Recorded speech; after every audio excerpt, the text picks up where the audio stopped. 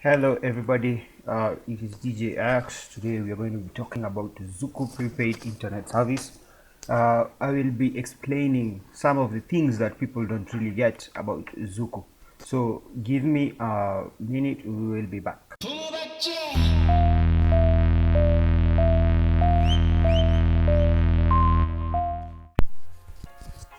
Hello, so we are back to discuss Zuku internet service provision. Today I'll be explaining why we don't actually get what we paid for or what we think we paid for. It's just a matter of words. So, first of all, we pay for megabits per second, not megabytes per second. And by this, I mean that for every byte, it has 8 megabits. And for what we think we pay for is megabytes. So when you pay for megabits, you actually pay for an eighth of what you actually think you paid for. And this is what I mean by this. So let me check my calculator so that we can do the math. As you can see here, for as I have said before, every bit, every byte has 8 megabits.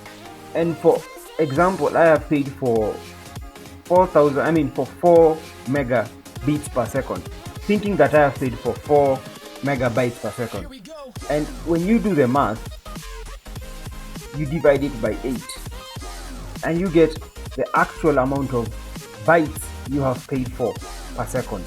So when I think that I have paid for 4000 megabytes per second, I have actually paid for 4000 megabits per second, in which you take those 4000 megabits per second and divide it by 8, and that's the actual internet speed you get for what you have paid for.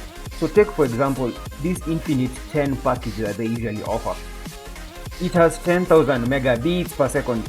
Megabits are usually in small, they have a small b, and megabytes have a capital B.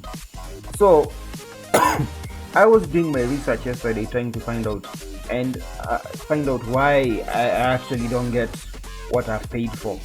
And it's not that I'm not getting what I've paid for. It's that what I'm getting is wordplay.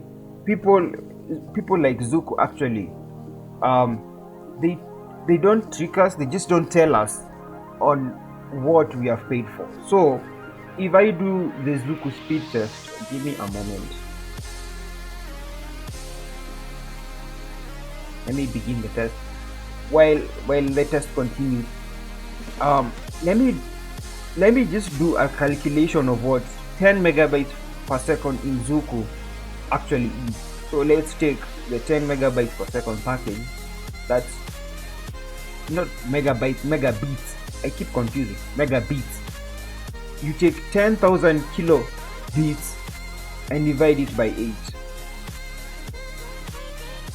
So what you actually get is 1 megabyte per second and 1 megabyte per second and 250 kilobytes per second as your as your download speed.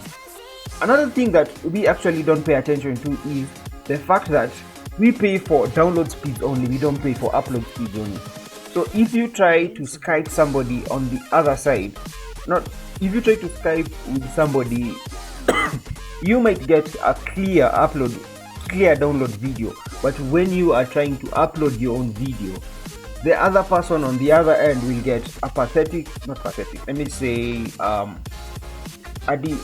bad image of your video. So this is what I mean. You might be paying for I pay for 4 megabits per second, thinking that I have paid for 4 megabytes per second, and this is what I get.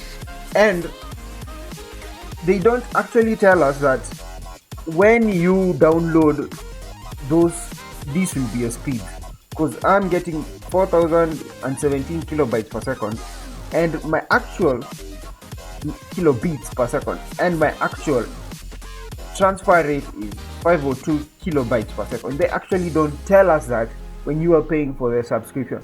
So I'm not saying don't subscribe to Zuku. I'm just saying if you're willing to get good internet from Zuku, you should at least pay more so that you can get at least something close to 1 megabyte. I hope you understood. So this is just an update to tell you and to clarify some things about Zuku. People keep complaining that they are not getting for what they paid for. What you're not getting is you paid for something, and that's what they offered you. The only thing you don't get is you don't understand the technicalities, or what should I say, you don't understand the technicalities that come with paying for Zuku. Instead of paying for 1 megabyte per second, you actually pay for 1 megabit per second, and that's an eighth of what you would have paid for if you knew what you are paying for. So this is just an update. No, this is just an informational video. I hope you all understand what you're going to be paying for, and I hope you like it. Don't forget to subscribe to my channel. It is Gamer Frustration. Currently I'm not talking about games, but this is just this has just been on my mind. I've been wondering why I can't host I can't host even a Warframe video, a Warframe match without people lagging. That's because of the upload speeds and not the falsified, but they have altered terms that we tend to ignore without actually knowing. So this is just an update video. I hope that you enjoy, you clarify yourself